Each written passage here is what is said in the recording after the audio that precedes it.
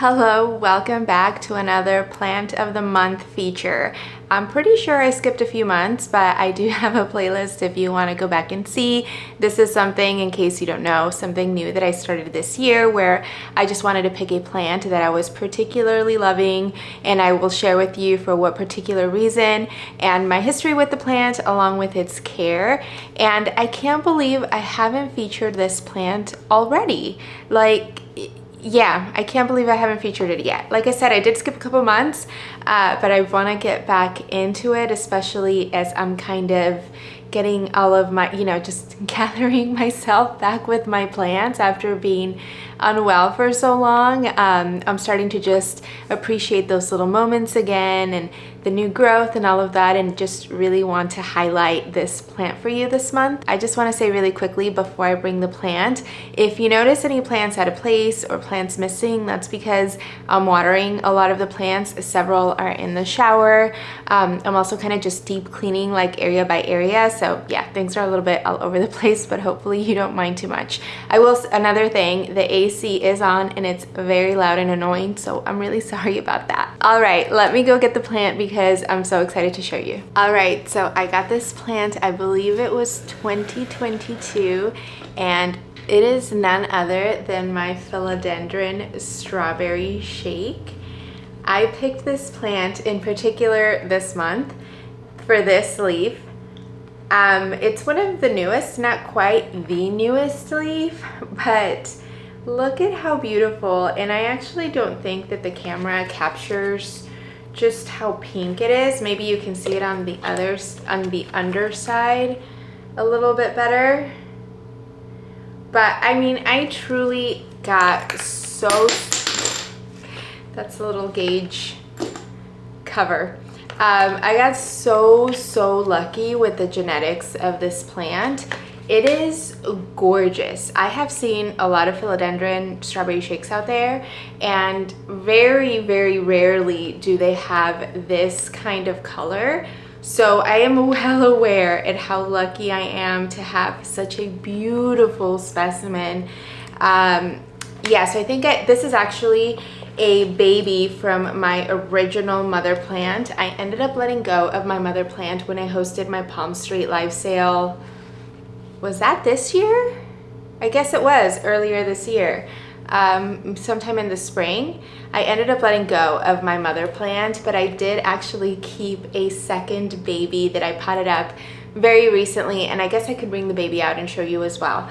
But I ended up, so the first time I chopped my mother plant, I decided to pot it up into pon. I don't know why. I think I was just trialing different plants that weren't alocasia into pon, and it did really well. And it also did really well for me in, I think it was in cocoa husk perlite mix. It did well for me in there as well. But I just was wanting to trial different things, and yeah, it's done really well. It's been really easy, and I actually feel like maybe it needs to be potted up. It's actually not so bad. It's not so bad.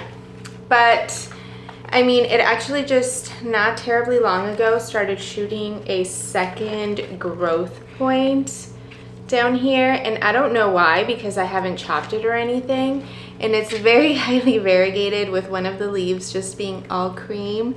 But look at this beautiful half moon.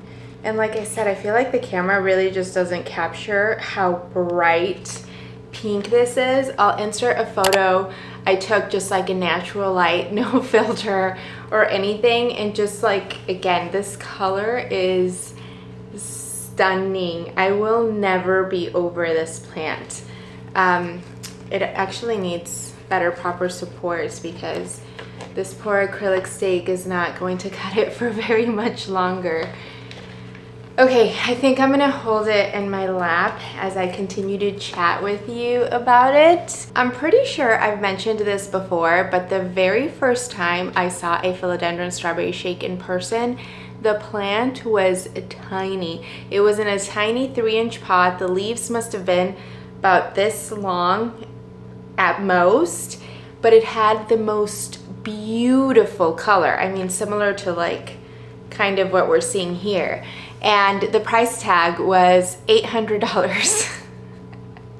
I remember leaving the shop that day just thinking I'm never gonna have one of these plants and just being so sad because it was so stunning. Like, I just could not believe my eyes and how beautiful it was. It was striking. I would daydream about that plant all the time, and then just it was such an impossible thing that I would ever have one. I mean, for that price tag, it seems outrageous, right? Obviously, as time went by, we know that there was a surge in tissue culture and houseplants in general came down in price a lot.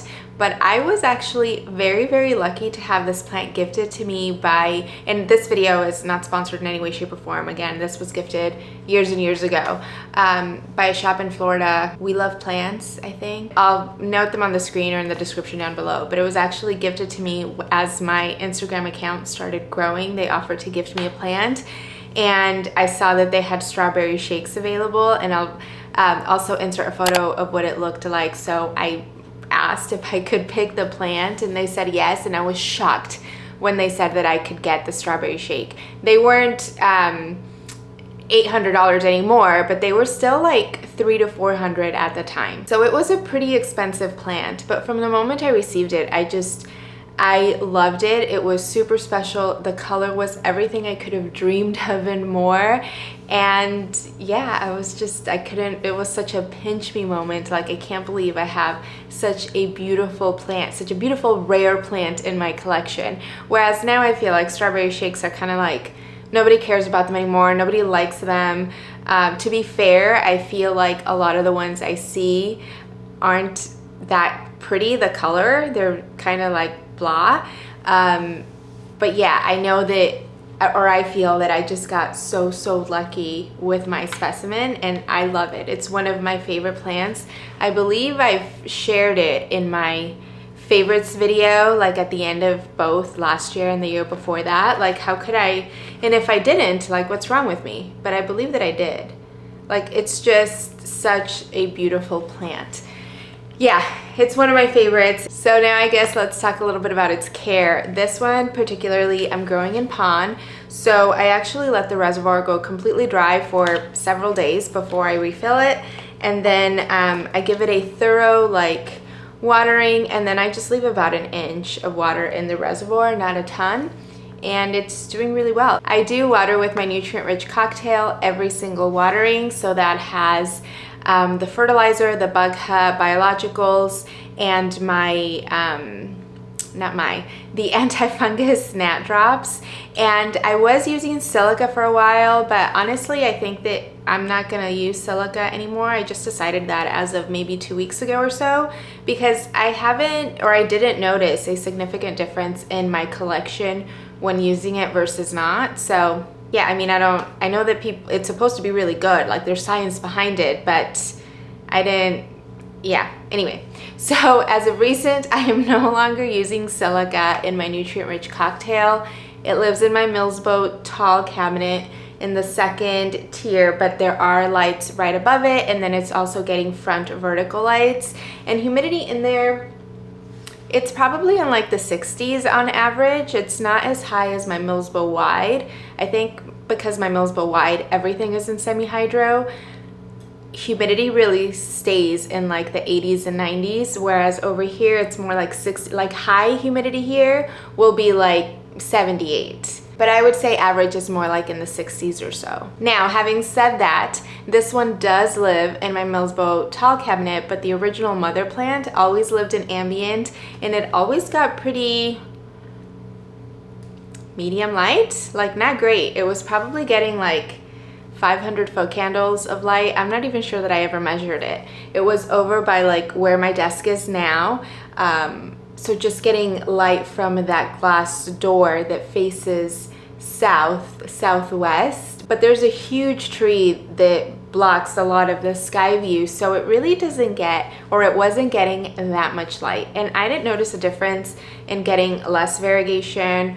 I will say now I get a lot brighter of that pink and magenta tones. Now moving on to propagation. I haven't propagated this particular plant yet, and I don't intend to. I want to kind of keep growing it for a little bit. but I have propagated the mother plant, or I did propagate the mother plant at least 3 different times, and propagation went super easy. I've rooted in water and in perlite with success on both.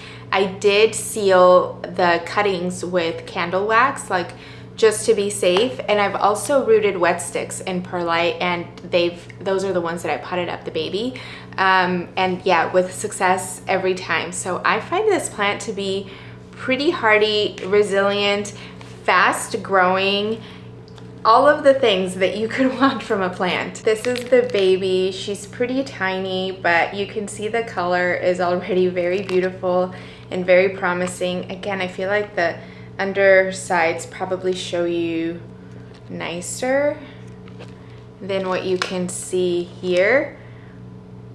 I believe it's actually, it might be 2 nodes. No, yeah, I think it might be 2 nodes that I decided to keep. And I decided to keep this in semi-hydro like my other plant, just because in general, I feel like growing in semi-hydro is a little easier for me, being such a chronic underwaterer. But I am excited to have a second plant of hers in like the tiny version. Again, this was just, or these were just wet sticks. So I'm excited to see her go through all the phases of growing and maturing again. I guess fun fact, if you joined me on the live sale I hosted where I sold several of the babies in the mother plant, this is kind of what the babies I sold looked like back then. I would love it if you send me an update of what your plant looks like. Hopefully it's doing great.